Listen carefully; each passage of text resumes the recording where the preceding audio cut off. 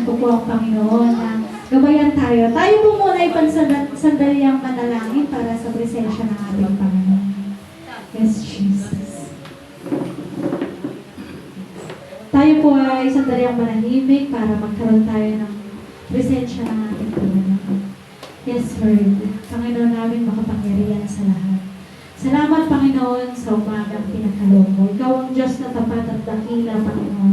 Walang hanggan ang iyong pag-ibig, Panginoon, sa amin. At ako'y lubos na nagpapasalamat, Panginoon, sa mga salita mo, Panginoon, na ikaw ang Panginoon ang makita, ikaw ang mag-deliver, Panginoon. Ikaw nawa, Panginoon, ang makita sa bawat pahina ng aklat ng Biblia, Panginoon. At ikaw ang makita, Panginoon, sa mga salita, Panginoon, na ibabahagi ngayong araw na ito, Panginoon.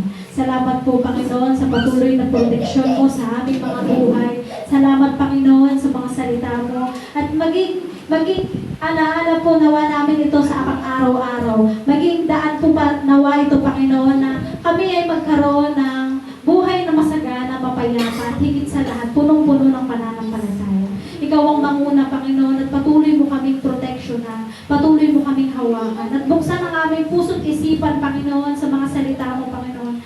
Salamat, Panginoon, sa umagang ipinagkaloob mo sa amin, at patuloy na ipagkakaloob mo pa sa amin. Ikaw ang Diyos na makapangyarihan na patuloy naming sasambahin. Sa ngalan ng iyong anak na si Jesus. Amen. Kailan na, Panginoon. Ngayong umaga po, gusto ko lang pong bigyan ng highlights itong 2 Corinthians 9:10. Sabi po dito, ang Diyos na nagbibigay ng binhi, itatanim, at tinapay na makakain, ang siya rin nagbibigay sa inyo ng binhi at nagpapalago nito upang magbunga ng masagana ang inyong mabuting loob. Gusto ko pong bigyan ng highlights itong teksto na ito. Pero bago po yun, dumako po muna tayo sa Lucas 15:11 to 32 po. Ito po yung isang kwento ng alibughang anak. Dito ngayon po kasi ay month ng June pa rin at araw pa rin po ng mga tatay. Bigyan pa rin po natin sila ng pagpapahalaga. Dito po sa Lucas 15, ipinapakita po rito kung gaano kabuti ang isang ama sa kanyang mga anak. At kung ano yung mga bagay na handa niyang ibigay para rito. Gusto ko lang pong basahin ng buo yung kwento at saka ko po sa inyo isasagot. Sabi po dito sa Lucas 15:11, sabi po, sinabi pa ni Jesus, may isang tao na may 2 anak na lalaki. Sinabi sa kanya ng bunso, Ama, ibigay na po ninyo sa akin ang mamanahin ko at hinati ng ama ang kanyang ari-arian. Pagkalipas ng ilang araw, ipinagbili ng bunso ang kanyang bahagi at nagpunta sa malayong lupain. Nilustay niya roon sa bisyo ang lahat ng kanyang minana. Noong mga panahon po iyon, sa tatay po kasi, di ba, kung iisipin niyo po, bilang isang anak po, anong karapatan natin hingin agad yung mana natin sa ating ama? Buhay pa po yung tatay niya. Kumbaga po, ito po yung inaano ko rito. Yung tatay po, hindi po siya nag-alinlangan nung hiningi po nung anak yung mana niya. Kasi di ba, ganun niya kamahal ganun niya kamahal yung anak niya. Kaya, hinayaan niya na ibigay yung mana na yun sa kanyang anak. Baka mayroong mas plano. Siguro ganun na lang po. Kaso lang po, ang nangyari po kasi, itong anak niyang bunso na ito, ay parang naging mas makamundo. Inubos niya lahat ng ari-arian ng kanyang ama na ipinamana sa kanya. Yung lahat ng parte niya, inubos niya sa babae, sa bisyo, sa alak. At nung naubos na po, ang sabi po rito, nung naubos na, namasukan siya sa isang taga roon at siya'y pinagtrabaho nito sa isang babuyan. Sa tindi ng kanyang gutom at dahil sa walang magbibigay sa kanya ng pagkain, halos kainin na niya ang mga balat ng bungang kahoy na ipinapakain sa mga baboy. Dumating po yung tagutom nung panahong iyon. At itong anak na to na naging sumail-sama, yung kumbaga naging mabisyo, yung umubos ng pera, naghirap po siya. Nawalan po siya ng nawalan na siya ng pera. Naubos po kasi sa totoo lang, kung iisipin mo, kung ikaw'y magiging makamuntong tao, lahat ng bagay na meron ka, gaano man karami yan, mauubos at mauubos yan kung hindi mo gagamitin sa tama. Dahil siya'y makamundo at wala siyang ginawa kundi mag-inom, magbabae, at uminom ng alak, gumasta sa kung ano-anong bagay na maluho, gano'n. Siya po'y naghirap. Naghirap po siya ng gusto dahil po, dito po pinapakita na nagtrabaho daw po siya, namasukan siya sa isang babuyan. At sa sobrang hirap na dinaranas niya, dumating ang pagtagutong doon, wala na po siyang makain. Dahil wala siya sa poder ng kanyang ama, wala na po magbibigay sa kanya ng pagkain. Kasi sa totoo lang, di ba ang magulang natin, nagpo-provide niya ng pagkain natin. Dahil sa lumayas nga po siya at wala na siyang pagkain, nagtrabaho siya. Ngayon po ang nangyari, ultimo balat ng baboy, balat ng mga prutas na pagkain ng baboy, kinakain na po. Sobrang hirap po yung dinanas niya ng mga panahon ngayon. Sabi pa po rito, ngunit nag-isip-isip siya ang kanyang ginawa at nasabi niya sa sarili, labis-labis ang pagkain ng mga alila ng aking ama. Samantalang ako'y namamatay dito sa gutom. Sabi niya po gano'n. Kumbaga nagkaroon po siya ng pagsisisi sa sarili niya na nagkaroon siya ng kaisipan na yung mga katulong ng tatay ko. Labis-labis po yung pagkain na kinakain nila. Samantalang ako dito, naghahanap buhay ako, kulang pa para sa pagkain ko. Kasi gano'n na po yung nangyari sa paggutom na naranasan niya. Sabi niya po, babalik ako sa aking ama at sasabihin ko sa kanya, Ama, nagkasala po ako sa Diyos at sa inyo. Yun. Diba? Dumarating ang pagsubok, dumarating ang pagsuko natin sa Panginoon kapag tayo po ay nahihirapan na. Ngayon niya lang po naisip na nagkaroon siya ng kasalanan sa kanyang ama. Kaya po ang sabi niya, hindi na po ako karapat-dapat na tawagin inyong anak. Sabi niya po sa sarili niya, sasabihin niya daw po yun sa kanyang ama. Ibilang na lamang po ninyo ako sa inyong mga alila. Inisip niya agad na kung sasabihin niya sa kanyang ama na, Ama, ako'y nagkasala sa Panginoon at sa iyo, kaya hindi na po ako karapat-dapat na tawagin ninyong anak. Kaya ibilang niyo na lamang po ako sa inyong mga alila para lang makakain siya. Kasi sobrang hirap na po nung nararanasan niya ng mga panahon na yun eh. Ikaw ba naman kumain ka ng balat ng prutas na ipapakain sa baboy? Talagang wala ka na talagang makain, di ba? Pero dito po, ipinapakita po na ganun po talaga ang Panginoon kapag ikaw ay naging matigas ang ulo, papaluin ka niya. Pero bibigyan ka pa rin niya ng pagkakataon para maisip mo yung mga bagay na pwede mo pang gawin. Diba? Dito po ipinakita sa kanya ng Panginoon na pwede siyang bumalik sa tatay niya. Kahit ibaba niya na yung sarili niya. Siyempre, ikaw ang nagkasala eh. Ibaba mo yung sarili mo sa iyong ama. Sabi niya, ibilang na lamang po ako sa inyong mga alila. Kasi isip niya, hindi na siya karapat-dapat na tawagin anak eh. Kaya siya'y nagpasyang umuwi sa kanila. Malayo pa'y natanaw na siya ng kanyang ama, at dahil sa matinding awa at patakbo siyang sinalubong, niyakap at hinalikan. Sinabi ng anak, Ama, nagkasala po ako sa Diyos at sa inyo. Hindi na po ako karapat-dapat na tawagin anak ninyo. Ngunit, tinawag ng ama ang kanyang mga alila. Dali, kunin ninyo ang pinakamagandang damit at bihisan ninyo siya. Suotan ninyo siya ng singsing at sandalyas.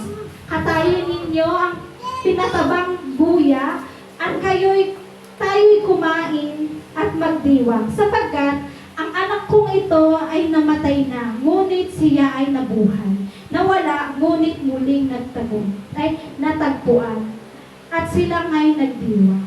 Isipin niyo po yung nangyari nito sa Sadola, diba? Iniisip niya na ibibilang na lang siya ng kanyang ama sa pagiging alila o katulong. Ganun. Kasi ganun eh, kumbaga, ikaw yung nagkasala ka, ibinaba niya na po yung sarili niya at inangkin niya po na siya ay nagkasala. Pero gaano kabuti ang puso ng kanyang ama? Na ang ginawa ng kanyang ama, patak po siyang pinuntahan, patak po siyang niyakap at hinalikan, na buong puso siyang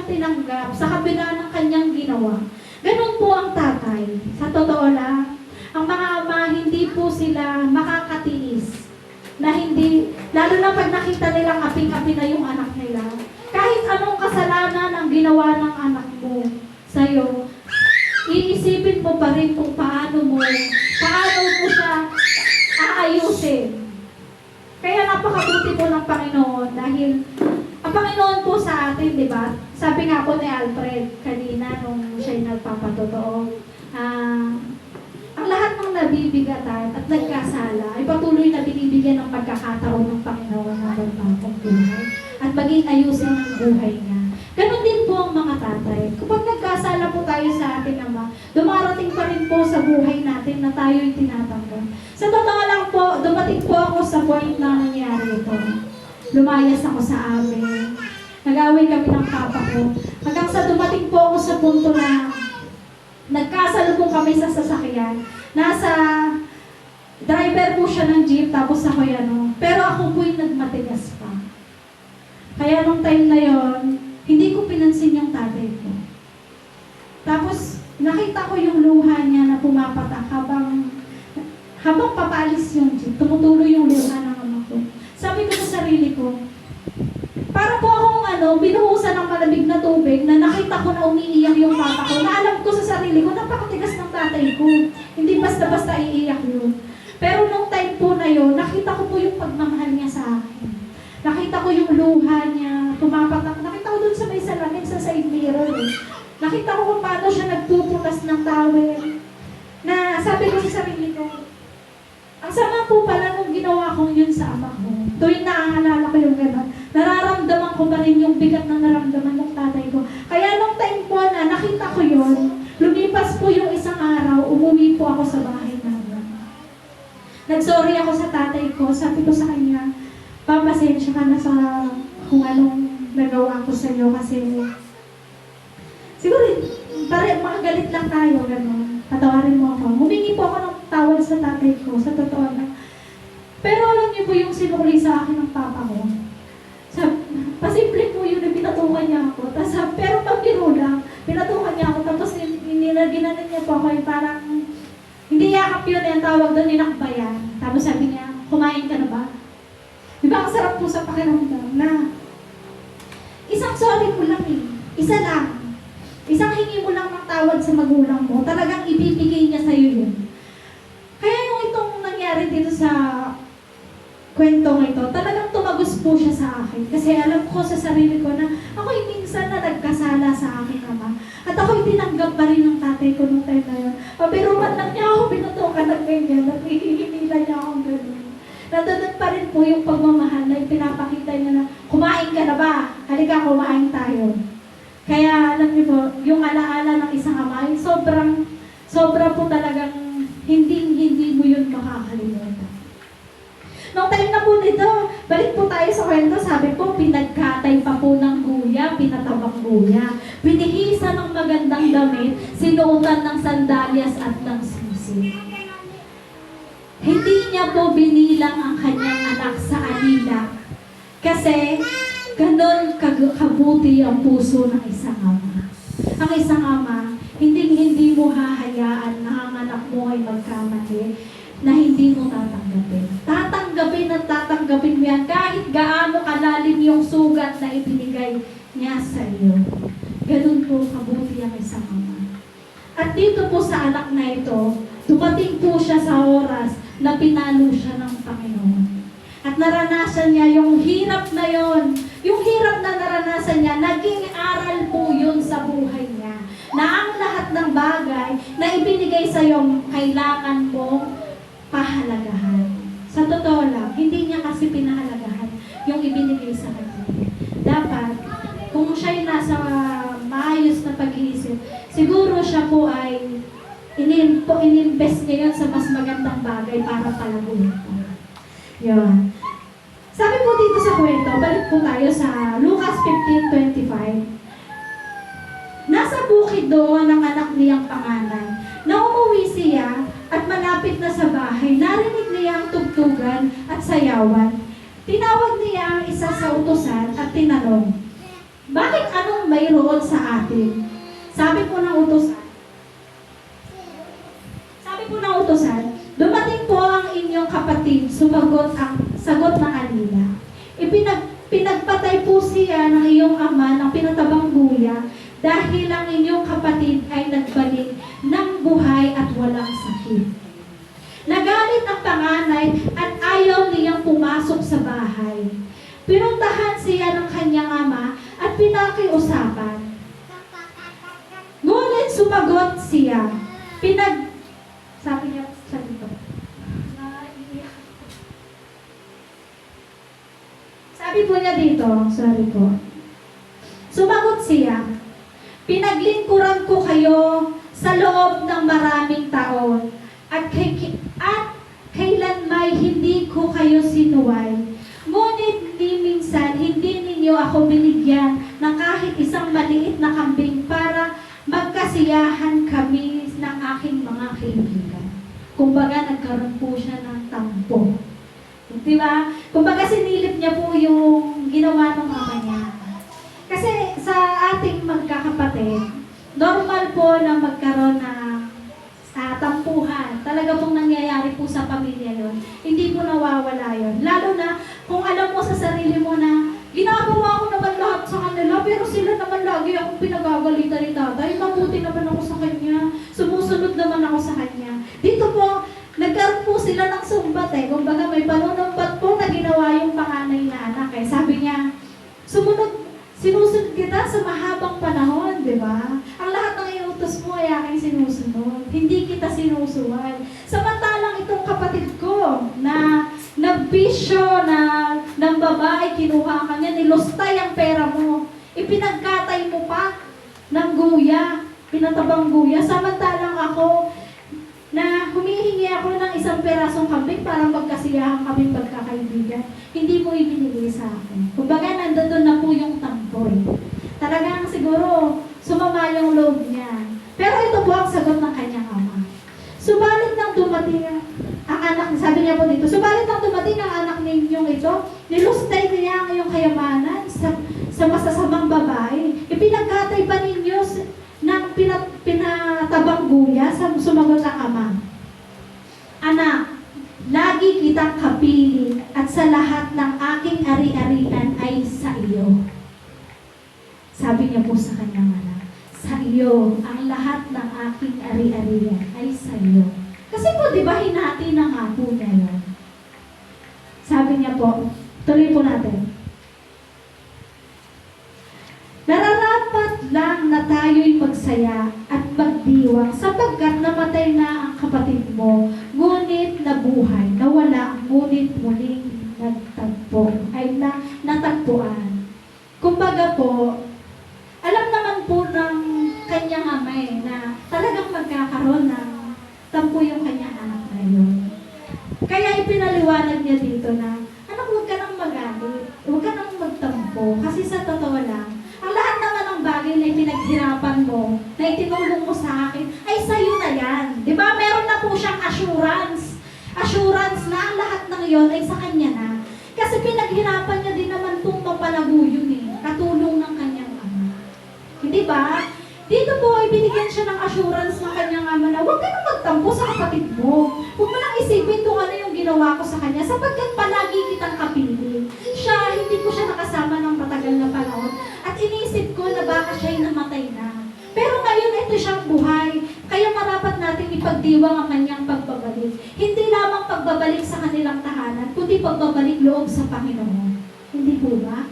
Kasi sabi niya po dito, ang kanyang anak ay namatay na, ngunit muling nabuhay. Nawala, ngunit natagpo ang muli. Di ba?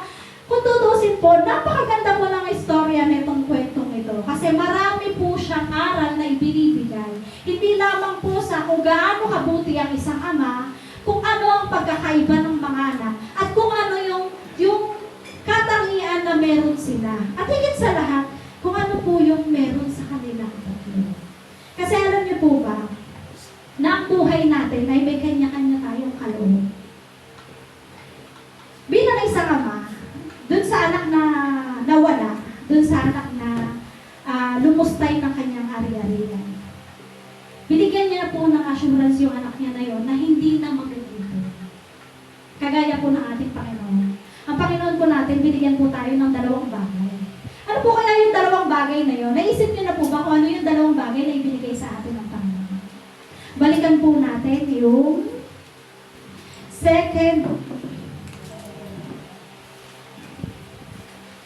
Balikan po natin yung 2 Corinthians 9 to 10. Verse 9 and 10. Ang Diyos na nagbibigay ng binhing itinanim at tinapay na makakain, ang siya rin nagbibigay sa inyo ng binhi at nagpapalago nito upang magbunga ng masagana ang inyong kabutihang loob. Dito po, ay pinapakita ko dito sa dalawang klaseng anak. Sabi po sa kasulatan, meron daw pong dalawang bagay na ibinigay sa atin ng Panginoon. Una-una po, ang binhing itinatanim. Ang pangalawa po, ang tinapay po para sa ating pagkain pang-araw-araw.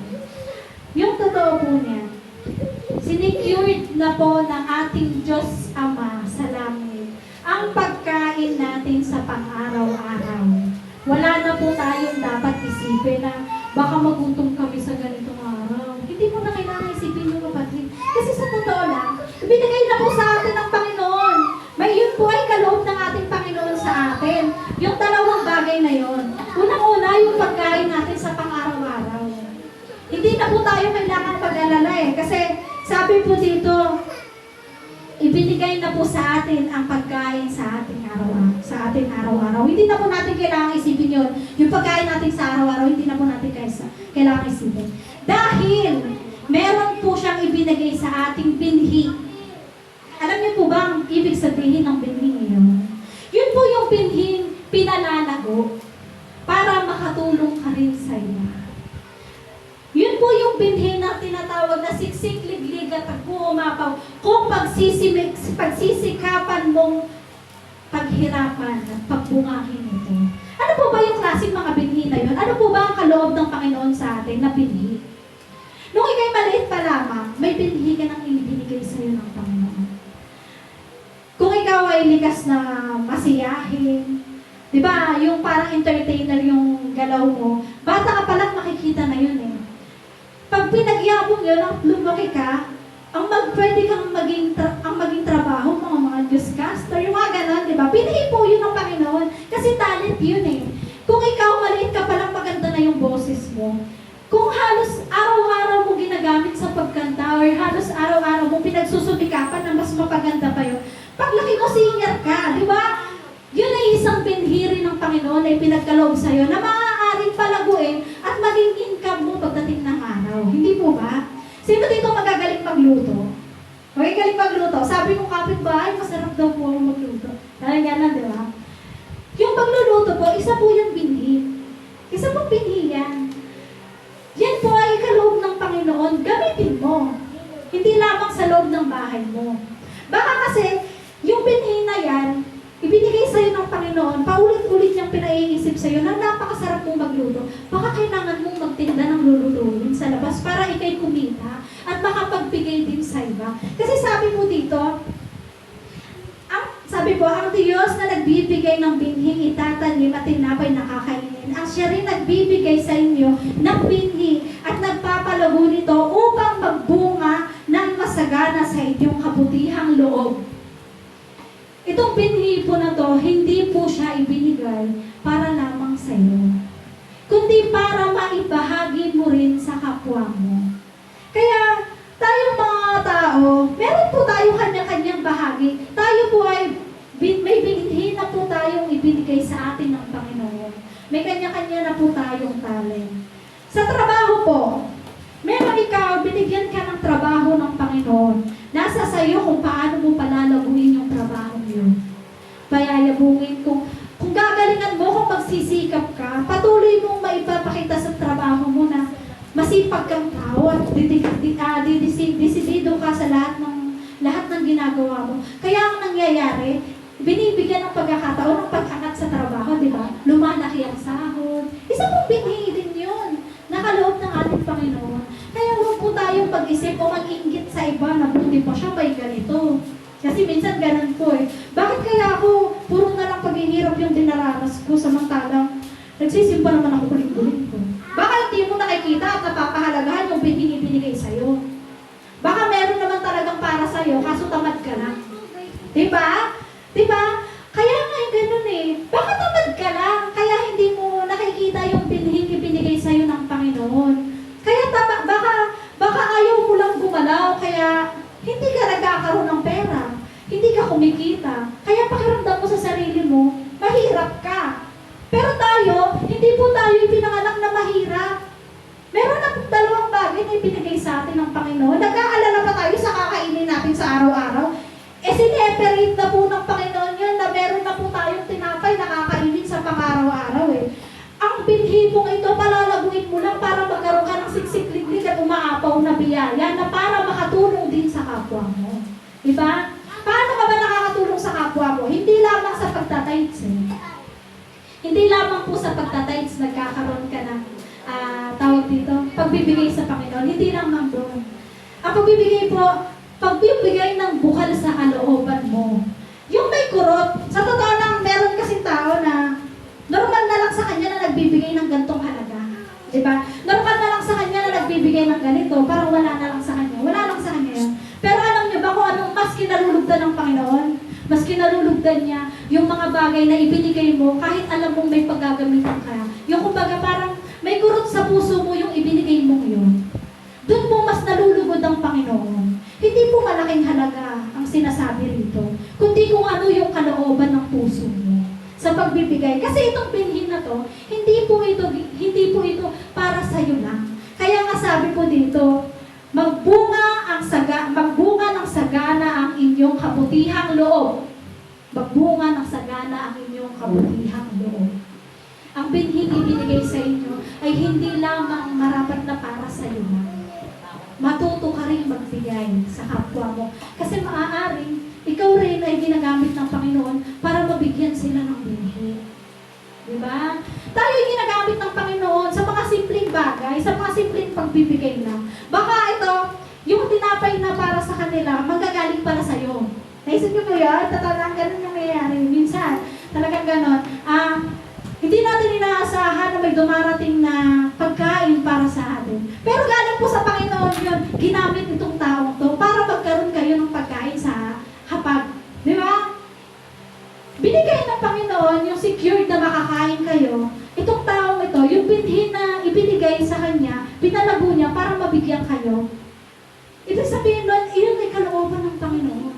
Na makapagbigay ka ng bukal sa kalooban mo, bukas ang puso mo, bukas ang palad mo, bukas ang pag-iisip mo, na, ay, kailangan ko silang tulungan. Minsan kasi talaga nagbibigay ang Panginoon ng isip na, tulungan ko kaya si ganito.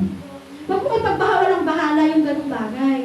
Kasi kapag pinagwalang bahala mo yung ganun, na kailangan mo palang magbigay para sa taong to, habang buhay mo dadalhin yung yung pag-iisip, kawawa naman sila, paano kaya sila kumain nung araw na yun, hindi ko sila binigyan. Gusto mo maging konsensya pa yun sa'yo. Mabigat yun, mabigat. Kaya, kung merong taong gusto mong tulungan mo. Kasi baka kaloob ng Panginoon na maisip mong tulungan sila. Kung merong tao na kailangan ng tulong mo, ibigay mo. Kung alam mo namang nakakaluwag ka naman, huwag mong hayaang ipagkait yun. Kasi ikaw din, hindi ka matatahimik, makukonsensya ka dun sa bagay na yun.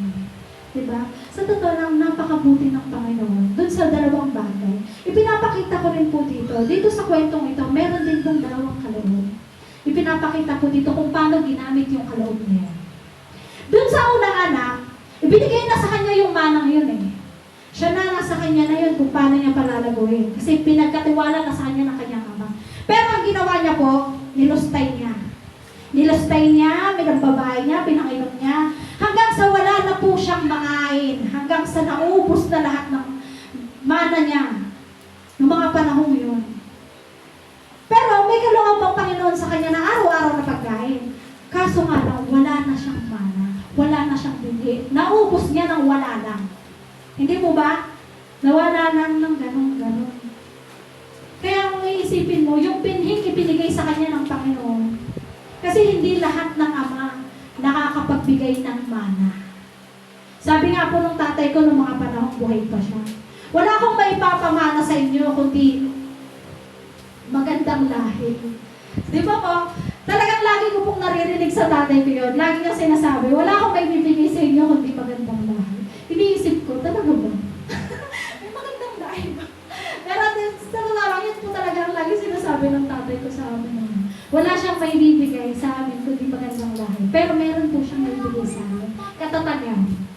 Kasi lahat kaming magkakapatid, matatatag po kami.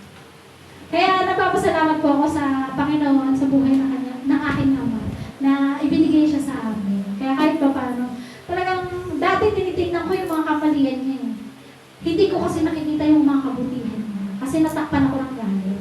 Hanggang sa binulat ako ng Panginoon na hindi para puro pangit yung ginawa sa akin ng tatay ko. Maraming bagay na maganda rin naman. Na hindi ko nakita noon. Ngayon, ngayon iniisip ko, ay ganito pala si Papa natin. Mapagmahal din pala siya naman. Na hindi ko nakita noon. Ngayon ko siya nakikita. Sa totoo lang, sariwa sa isipan ko ang lahat ng nangyari noon. Kaya hindi ko na iniisip yung mga mabibigat na bagay na nangyari noon. Ang nakikita ko na lang ngayon, puro magagandang bagay. Kaya nung iiyak ako kasi nagagalit ako sa tatay pag nagpapatotoo ako dito, iniisip ko yung pamamalo niya, yung mga ganun niya. Pero ngayon, ang nakikita ko na, tulong po ng Panginoon to sa akin, ang nakikita ko na yung mga mabuting bagay na ginawa niya sa buhay ko, na mahal po pala ako ng ama. Hindi mo lahat ng anak nabibigyan ng mana. Kung may mana kasama mo na magpasalamat ka, kasi sasabihin ng iba, sana all. Dito po sa alimugang anak, kapag iisipin mo, gaano karami yung ibinigay sa kanyang mana, mapapasana all ka na lang. Kasi sa tingin ko po talagang malaki yung ibinigay sa kanyang mana. Na hindi niya ipinahalagahan. Hindi niya binigyan ng pagpapahalaga. Kung yung bagay na yun, pinalago niya, baka mas malago pa siya dun sa kapatid niya. Pero hindi niya po binigyan ng pagpapahalaga. Baka ganun po tayo. Baka meron tayong binhi na ibinigay sa atin ng Panginoon. Hindi natin pinalalago kasi tamad tayo. Baka ganon, di ba? Baka kaya hindi natin ginagamit yung binhing yun kasi natatakot tayong simulan. Kasi takot kang magnegosyo, takot kang malugi. Di ba? Pero binibigyan na sa'yo ng kaisipan ng Panginoon na kailangan mo itong gawin para lumago yung magkaroon ka ng mas siksik-liglig na umaapon na biyaya. Kaso natutulog-tulog bumangon ka kaya. Kailangan mo nang bumangon para makita mo yung biyaya ng Panginoon sa'yo. Di ba? Ito po yung sa panganay na anak. Sa panganay na anak, isa siyang masunuring anak. Isa siyang matulungin anak. Masasabi ko po dito na hindi po siya pinabayaan ng kanyang ama. Kasi ang kagustuhan niya, napalaguin pa yung negosyo nila, ginawa niya po, sumunod siya sa kanyang ama. At ito po ay nagbunga. Kasi ang lahat po yun, binigyan siya ng kasiguraduhan ng kanyang ama na ang lahat ng ito ay para sa iyo. Di ba? Kasiguraduhan na hindi na yan mapupunta sa kapatid mo. Kasi hinati ko na yan eh. Ito'y para sa iyo na. Kaya huwag ka nang mag-isip pa. Huwag ka nang magtampo sa kapatid mo. Diba? Dito po dumarating yung mga taong masagana na maliit pa lang, meron ng bunga, meron ng binhing itinanim sa kanila, patuloy nilang ginamit hanggang sa lumago sila at makatulong sila sa iba. Sana po'y maging ganun ang puso natin. Na maisip natin, maipaalala sa atin ng Panginoon kung ano yung binhing ibinigay niya sa iyo at palalaguin niya para sa iyo at hindi lang para sa iyo, kundi sa kapwa mo. Para ikay magkaroon ng kalooban na makapagbigay din sa iba. Hindi po tayo dapat magdamag sa ating mga kapatid na nahihirapan. Ngayon, itong kapatid niya na bunso, pagkain na lamang ang meron siya sa pang-araw-araw. Pero siya, meron siyang lahat na pwede niyang ipamigay pa sa iba. Kaya purihin ng Panginoon ngayong umaga ito. Sabi nga po dito sa Colossians 9:6, sabi, ito ang ibig kong sabihin. Ang nagtatanim ng kakaunti ay aani ng kakaunti.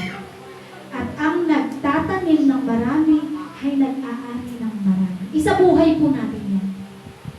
Hindi, isabuhay po natin ang pagtatanim ng marami para po ang sagana po ang mapupunta sa atin.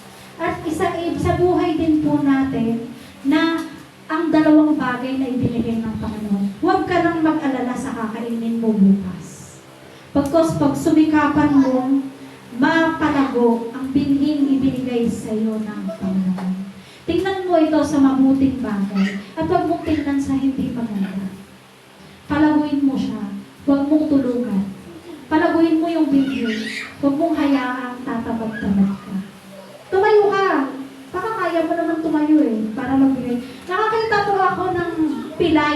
na nagtitinda. Pero masaya siya. Nakakapagbigay pa siya sa iyo. Alam niyo, nung napanood ko yung sa Facebook ko lang po nakita yun. Parang yung sarili, natig yung puso ko. At sa totoo lang, tayo mga normal na tao. Namumblema pa tayo sa kung anong gusto nating mabuha. Samantalang siya, pilay siya. Nagtitinda lang siya ng tubig. Pero nung may lumapit sa kanya na nanghihingi ng pagkain, hindi po siya nagdalawang isip. Binigyan niya po. Alam niyo kung bakit? Ganun po kasi kabuti ang Panginoon sa buhay niya, na kahit may kapansanan siya, pinapatuloy siyang pinalalago ng Panginoon. Kaya huwag mong iisipin na walang-wala ka, mahirap na mahirap ka. Hindi ka mahirap, kapatid. Mayaman ka. Ang nangyayari lang sa'yo, tamad ka. Okay? Pakaisipin po natin ang dalawang binhing ibinigay ng Panginoon. Ang binhi ng pagkain na wala na tayong dapat isipin sa pang-araw-araw dahil pinagkaloob na ito ng Panginoon sa atin. At ang binhing palalaguin mo para din sa iba. Ngayong umaga po purihin ng Panginoon, tayo doon panandaliang manalangin. Panginoon, maraming salamat po sa mga mensahe mo sa buhay ng bawat isa namin. Salamat po, Panginoon, at patuloy mo kaming binibigyan ng biyaya mo, Panginoon, na umpisa pa lang ng buhay namin, meron nang nakalaan para sa amin, Panginoon, na dapat namin pagyabungin pa. Salamat, Panginoon, sa lahat ng bagay, sa mga salita mo, sa lahat ng bagay na ibinigay mo mula sa aming buhay, sa aming puso, sa aming mga pananampalataya, Panginoon, na patuloy mong pinag-iinit at binubuksan, Panginoon. Salamat po sa buhay ng bawat isa, Panginoon, at sa mga kaloob mo sa buhay nila, Panginoon. Bigyan mo po sila ng kaisipan, Panginoon, na palaguin ang binhing ibinigay mo sa amin, Panginoon. Palaguin ang lahat ng bagay na ipinagkaloob mo sa amin, Panginoon, upang maging daan ito para makatulong sa amin, mga kapatid. Ikaw ang Diyos na makapangyarihan, na makapagbibigay sa amin ng kaisipan at ng kagalakan sa mga puso, Panginoon. Patuloy mo po kaming ingatan, gabayan, at patuloy mo kaming pagpalain. Sa pangalan ng iyong anak na si Jesus, Panginoon, kami nabuhay na muli at napuno ng biyaya mo, Panginoon. Salamat, Panginoon, sa pagpapala at pag-ibig na patuloy mong ibinibigay sa amin, Panginoon. Paunin nawa namin ito, Panginoon, sa panghabang buhay ng aming buhay, Panginoon. Sa araw-araw naming buhay, Panginoon, ito'y patuloy namin maalala sa aming mga isipan. Na ikaw ay may binigay na binigay sa amin na kailangan namin palaguin. At huwag mag-alala sa pagkain sapagkat iyong ibinigay na sa amin ito sa pangaraw namin. Salamat, Panginoon, sa lahat ng bagay. At ikaw ang marapat na mataas, ikaw ang marapat na makita, Panginoon, sa mga salita mo. Sa ngalan ng iyong anak na si Jesus. Amen.